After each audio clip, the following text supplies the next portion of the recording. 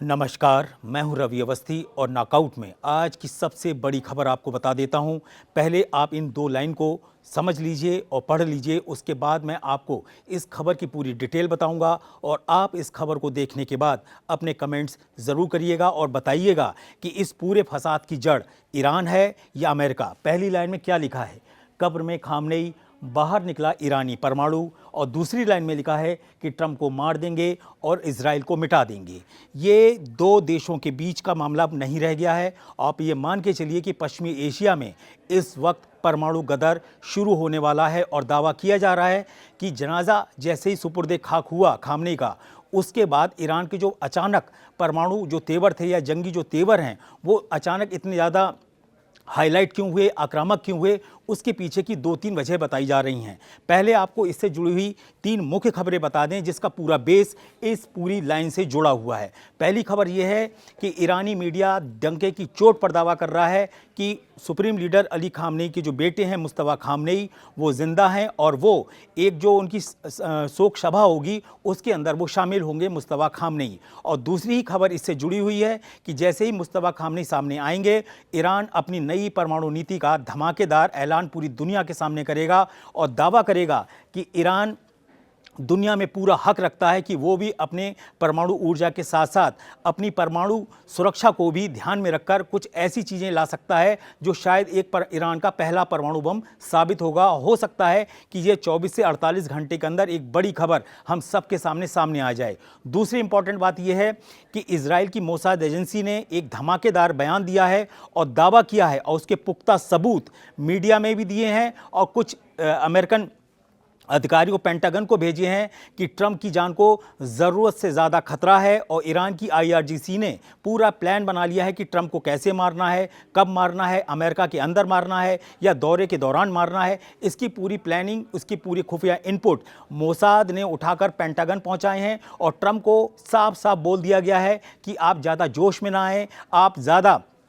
जो भीड़ के बीच में जाते हैं वो ना करें, क्योंकि आईआरजीसी का जो प्लान है वो इतना ज़्यादा खतरनाक है। उसके जो खुफिया एजेंट्स हैं, उसके जो स्लीपर सेल्स हैं वो पूरे अमेरिका में एक्टिव हो चुके हैं, ऐसा मोसाद का दावा है। हैरान करने वाली बात यह है कि अमेरिका के अंदर क्या हो रहा है, कहाँ से ट्रंप को खतरा ईरान की तरफ से, इसकी जो पुष्टि कर रहा है वो इजराइल की खुफिया एजेंसी मोसाद कर रही है, ना कि CIA या FBI। तो कहने का मतलब ये है कि जो इजराइल इतने दिनों से चुपचाप बैठा था, जिसको बार बार ट्रंप डांट रहे थे कि आप ईरान के ऊपर एक मिसाइल नहीं दागेंगे, आज ट्रंप इतने मजबूर हो गए इस रिपोर्ट आने के बाद से कि ट्रंप ने उठा के सीधे सबसे पहले नेतन्याहू को फ़ोन किया और दावा किया जा रहा है कि उनकी एक जो फ़ोन पर गुप्त कॉल हुई है उसमें इन दोनों ने बोला है कि ईरान वास्तव में अब हमारे लिए एक कैंसर साबित हो रहा है और इस ईरानी कैंसर को मारने के लिए या साफ करने के लिए ये बहुत ज़रूरी है कि हम ईरान के ऊपर एक बड़ा और व्यापक हमला करें। तो कहने का मतलब ये है कि जैसे ही 9 जुलाई को खामनेई को दफन किया गया, उसके बाद से जो सारे समीकरण हैं हमले के, रणनीतियों के, परमाणु युद्ध के, वो बहुत तेज़ी से बदल रहे हैं। और उस परमाणु युद्ध को हम इसलिए बोल रहे हैं क्योंकि ईरान अभी तक इतना अग्रेसिव नहीं था अपने परमाणु प्रोग्राम्स को लेकर कि हम किसी को नहीं दिखाएंगे। पिछले 1.5 हफ्ते में ऐसा हुआ है कि IAEA जो परमाणु एजेंसी है उससे ईरान ने दो टूक कह दिया है कि मैं अपना बुशर प्लांट भी आपको नहीं दिखाऊंगा, मैं नतांज भी नहीं दिखाऊंगा, मैं इस्फान का जो परमाणु उनका ठिकाना है उसको भी नहीं दिखाएंगे। यानी कि उसने साफ मना कर दिया है कि हम आपको IAEA को कहीं भी अनुमति नहीं देते हैं कि वो जाएं और ईरान के परमाणु प्रोग्राम को चेक करें, उसका यूरेनियम को चेक करें। कहने का मतलब ये है कि दाल के अंदर कुछ काला है। और अब जो दावे किए जा रहे हैं कि मुस्तफा खामनेई जैसे ही बाहर आएंगे, ईरान अपनी नई परमाणु नीति का खुलासा कर देगा। और आपको मैं बता दूं, इसके जो जिंदा सबूत हैं वो 3 दिन पहले जो इस्माइल जो रईसी हैं, प्रवक्ता हैं ईरान के, उन्होंने एक बात बोली थी। उन्होंने सीधा बोला था कि अगर ईरान पर बड़ा हमला होता है या इसमें नेटो शामिल होता है या इजराइल के द्वारा हमारे ऊपर बड़े हमले कराए जाते हैं तो हम अपनी परमाणु नीति पर नए सिरे से विचार करेंगे, हमें कोई रोक नहीं पाएगा। ये जो पहला संकेत दिया था ये 2 दिन पहले ही दे दिया था। तो कहने का मतलब क्या हुआ? कहने का मतलब ये हुआ कि अभी की परिस्थिति में क्या है, एक तरफ ईरान का जो परमाणु प्रोग्राम है वो सामने आने वाला है। दूसरी इंपॉर्टेंट बात है कि ट्रंप की जान को जो खतरा है उसको लेकर पूरी दुनिया में हड़कंप मचा हुआ है कि आखिर ऐसा कैसे हो सकता है कि एक आईआरजीसी जो अभी सही से अमेरिका को और इजराइल को नुकसान भी नहीं पहुंचा पाई है, वो सीधे सीधे ट्रंप को टारगेट कर रही है। आखिर क्या इतना सॉफ्ट टारगेट ट्रंप हैं? आईआरजीसी के सूत्रों के मुताबिक, ईरानी मीडिया के मुताबिक और मोसाद के इनपुट के मुताबिक दावा किया जा रहा है कि ट्रंप वास्तव में बहुत ज़्यादा खतरे में है और शायद यही वजह थी कि ट्रंप ने करीब 24 घंटे पहले अपना बयान दिया था और दावा किया था कि ईरान की जो किल लिस्ट है, उन्होंने वर्ड यूज़ किया था किल लिस्ट, उसमें मैं नंबर 1 पर हूं। यानी कि ट्रंप को जो मोसाद की तरफ से खुफिया इनपुट मिला है उस पर वो यकीन कर रहे हैं। और यही वजह है कि जब तुर्की से ब्रिटेन पहुंचे तो उन्होंने अपना जो एयरफोर्स 1 विमान था उसको चेंज किया, और चेंज इसलिए किया क्योंकि उनको ऐसा थ्रेट था कि शायद मेरी जान को खतरा है। क्योंकि एक पत्रकार ने उनसे पूछा एयरफोर्स 1 के अंदर कि सर ये बताइए कि आपने इस विमान के जो पर्दे हैं उसको नीचे क्यों करवा दिया है, इसको डाउन क्यों करा दिया, इसको ढक क्यों दिया है? तो ट्रंप ने क्या बोला? बोले मुझे आपकी जान की परवाह है, आप जानते नहीं कि हम एक खतरनाक उड़ान पर से गुजर रहे हैं। मैं नहीं मानता कि ये खतरनाक उड़ान हो, लेकिन मेरा ऐसा मानना है, मुझे ऐसे इनपुट्स दिए गए हैं कि बहुत ज़्यादा खतरा है, इसीलिए इन पर्दों को नीचे गिराया गया है। और मैं चाहता हूँ कि अगर अभी मैं भाग्यशाली हूं और कल को कुछ नहीं होता है या मेरी जान चली जाती, तो आप ये मान के चलिए कि अगर मेरी जान जाएगी तो आप लोग भी जिंदा नहीं बचेंगे। तो कहने की स्थिति ये है कि ईरान ने अब बीच का रास्ता खत्म करना शुरू कर दिया है। जनाजा दफन हो गया 4 महीने के बाद। जो उनका सबसे बड़ा लक्ष्य था कि उनके सुप्रीम लीडर को शांति से, सलीके से दफन कर दिया जाए मशहद में, वो हो चुका है। आप अच्छे से जानते हैं कि मशहद में जब दफन की प्रक्रिया चल रही थी तो ऐसे सैकड़ों, हजारों की तादाद में बैनर्स, पोस्टर दिखाई दिए जिसमें सीधा सीधा लिखा था कि हमें ट्रंप से बदला लेना है, हमें अमेरिका को ख़त्म करना है, हमें ट्रंप को ख़त्म करना है। ये जो पूरा एक कहते हैं ना बदले की जो ज्वार उठा है ईरान के अंदर, उससे सबसे ज़्यादा जो परेशान है वो ट्रंप हैं। ट्रंप अब इसीलिए आप सोचिए, जिस नेतन्याहू को वो सीधे मुंह बात नहीं कर रहे थे, पेंटागन, इजरायली जो खुफिया एजेंसी हैं उनको डायरेक्ट खुफिया इनपुट लाइव नहीं दे रही थी। आज स्थिति ये हो गया है कि इजराइल दोबारा से हावी हो गया है और दोबारा से ट्रंप वो सारी बातें शेयर कर रहे हैं जो ईरान से निपटने के लिए बहुत ज़रूरी हैं। अभी की जो ताज़ा खबरें हैं उसमें ये आ रहा है कि जो 10 तारीख की रात में,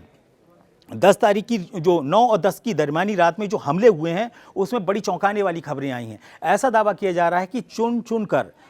चुनकर ईरान के परमाणु ठिकानों पर गुप्त हवाई हमले किए गए हैं। और मजे की बात यह है कि सारे हवाई हमले जो हुए हैं उसमें बैलिस्टिक मिसाइल और ड्रोन्स का इस्तेमाल किया गया है। और उससे भी चौंकाने वाली बात यह है कि अमेरिका ने 2 टूक मना कर दिया है कि हमने 9 और 10 की दरमियानी रात ईरान के ऊपर कोई हवाई हमला नहीं किया है, ना हमने बुशर प्लांट के आसपास हमला किया है, ना चाबहार पे किया है, ना फोल्डो पे, ना ही नतांस पर। लेकिन वो इतने ज़ोरदार धमाके हैं जिसके जिंदा सबूत चारों तरफ तैर रहे हैं। और ये जो खुफिया हमला हुआ है इसके बारे में कोई भी क्लेम नहीं कर रहा है। ईरान भी बोल रहा है, ईरान भी अनदेखा कर रहा है। ईरान ये कह रहा है कि हाँ हमले धमाके हुए हैं, लेकिन वो ये नहीं बताना चाह रहा है कि ये धमाके किस वजह से हुए। क्या कोई तकनीकी खामी थी जो बुशर प्लांट के पास धमाके हुए, या वास्तव में कोई एक मिसाइल या ड्रोन हमला था? लेकिन एसोसिएट प्रेस और द गार्जियन ने दावा किया है कि शायद ईरान के ऊपर जो गुप्त हवाई हमले हो रहे हैं या अज्ञात हवाई हमले हो रहे हैं उसमें इजराइल का हाथ है, क्योंकि इजराइल पूरा जोर लगा रहा है कि किसी तरीके से ये युद्ध भड़के, क्योंकि वो अच्छे से जानता है कि अगर युद्ध रुक गया और ईरान की शर्तों को मानते हुए ट्रंप ने युद्ध को ख़त्म कर दिया तो ईरान जो है वो इजराइल का वजूद ख़त्म कर देगा। इसीलिए ये लाइन लिखनी पड़ी है कि हम ट्रंप को मार देंगे और इजराइल को मिटा देंगे, क्योंकि यही 2 सबसे बड़े मिशन इस समय ईरान के बन चुके हैं। आईआरजीसी के जितने भी टॉप कमांडर्स हैं वो साफ साफ कह चुके हैं कि हम जब तक अपने सुप्रीम लीडर का बदला नहीं ले लेंगे तब तक हम चैन से नहीं बैठेंगे। और इसके लिए उनका जो प्राइम टारगेट है वो है ट्रंप। दूसरी इंपॉर्टेंट बात क्या है कि ईरान ने एक और खुलासा किया है। ईरान ने एक ऐसा खुलासा किया है कि उसने जो गल्फ कंट्रीज़ में, यानी कि जो खाड़ी के देशों में अमेरिकी अड्डों पे हमले किए हैं, उसके अंदर उसने अपनी हाइपरसोनिक मिसाइलें फतेह 1110 और सेजिल जैसी बैलिस्टिक मिसाइलों का जमकर इस्तेमाल किया है। और शाहिद 136 और शाहिद 238 ये ऐसे ड्रोन्स हैं जिनसे सबसे ज़्यादा जो कोहराम मचाया गया है वो कतर और बहरीन में मचाया गया है। और मजे की बात देखिए,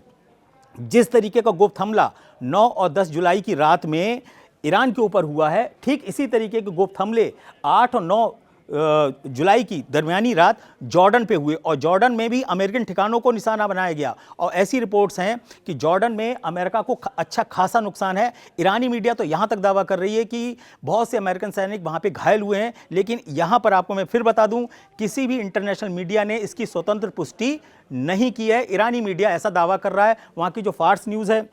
वहाँ का जो ईरान इंटरनेशनल है, उन सब का दावा है कि जॉर्डन में ज़बरदस्त ट्रंप को नुकसान हुआ है और इसीलिए 10 तारीख के बाद से अब तक किसी ने ईरान के ऊपर हमला नहीं किया है। और जो ईरान के ऊपर हमले हो रहे हैं या गुप्त हमले हो रहे हैं या अज्ञात हमले हो रहे हैं, उसका क्लेम कोई भी नहीं कर रहा है। दूसरी इंपॉर्टेंट बात अब आपको एक चीज़ और बता दूँ,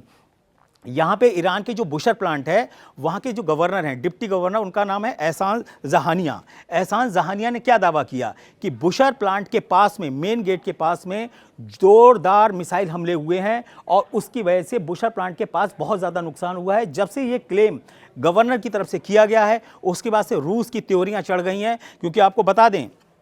बुशर न्यूक्लियर प्लांट ईरान का एक ऐसा प्लांट है जहाँ सबसे ज़्यादा ईरान जो रूसी एक्सपर्ट्स हैं, अधिकारी हैं, और कुछ तो मामले में बताया जाता है कि शायद वैज्ञानिक भी हैं जो इस पूरे बुशर प्लांट को चलाते हैं। और बुशर ईरान का इकलौता एक ऐसा प्लांट है जिससे बिजली बनाई जाती है। बाकी जो प्लांट हैं, फोर्दो है, नतांज है या इस्फान है, ये तो ऐसी फैसिलिटीज़ हैं जहाँ पर सेंट्रीफ्यूज के द्वारा यूरेनियम का संवर्धन हो रहा है। और इम्पॉर्टेंट क्या चीज़ है, ईरान की जो परमाणु नीति है या ईरान का जो एक नया परमाणु बम बनाने का की जो खबरें आ रही हैं कि शायद वो अब ऐलान ही कर देगा कि यार बहुत हो गया, छुपा छुपी का दर बहुत हो गया, अब इनको बता दो कि ईरान के पास परमाणु बम है या नहीं। तो इसका खुलासा करने की जो तैयारियाँ चल रही हैं, उससे जुड़ी हुई जो रिपोर्ट्स आ रही हैं वो और भी चौंकाने वाली हैं। अभी तक दुनिया ये जानती थी IAEA के थ्रू कि ईरान के पास लगभग 440 किलो 60% संवर्धित यूरेनियम है, जिसको 90% बनाने में उसको ज़्यादा वक्त नहीं लगेगा। हफ्ते 10 दिन के अंदर 8 से 10 परमाणु बम 440 किलो जो यूरेनियम है उसके पास 60%, उससे वो बना लेगा। लेकिन अब जो खबरें आ रही हैं वो और हैरान करने वाली हैं। दावा किया जा रहा है कि 5% से लेके और 20% तक का संवर्धित यूरेनियम का जो भंडार है ईरान के पास, वो बेहताशा है। बेहताशा का मतलब है कि वो चाहे तो कुछ इस तरीके के बॉम्ब्स बना सकता है जिसमें वो यूरेनियम का इस्तेमाल कर सकता है। भले ही वो परमाणु धमाका वैसा ना कर पाएँ, लेकिन उनकी जो मारक क्षमता, जो विनाश की क्षमता होगी, वो भयंकर होगी। तो कहने का मतलब ये है कि जो वॉल स्ट्रीट जर्नल है, उसने खुद दावा किया है कि ईरान का जो परमाणु प्रोग्राम है वो ज़रूरत से ज़्यादा आक्रामक हो चुका है और अब अगर हमने उसे कंट्रोल नहीं किया तो आप ये मान के चलिए कि ईरान पूरे मिडिल ईस्ट में, यानी कि पश्चिमी एशिया में, अमेरिका और इजराइल के लिए नासूर साबित होगा। और शायद इसीलिए ट्रंप और नेतन्याहू ने बोला है कि ये ईरानी कैंसर है, और ये सब जो ईरान के लोग हैं उनको उन्होंने कचरा भी बोला है। इन सबको हमें साफ करना बहुत ज़रूरी है, वरना इनकी सनक में पूरी दुनिया बर्बाद हो जाएगी। कुल मिलाकर स्थिति ये है कि आने वाले 24 से 48 घंटे वो ऐसे होने वाले हैं, लोग पूरी दुनिया टकटकी लगाए देख रही है कि क्या मुस्तफा खामनेई अपने पिता की श्रद्धांजलि सभा में शामिल होंगे, और क्या अगर मुस्तफा खामनेई आकर शामिल होते हैं तो क्या ईरान अपनी नई परमाणु नीति का खुलासा करेगा, और क्या ऐसे भी दावा कर सकता है कि उसके पास वास्तव में कोई ऐसा न्यूक्लियर बॉम्ब या हथियार हैं जिसके बारे में आज तक दुनिया को नहीं पता है। फिलहाल आपको बता दें कि रूस के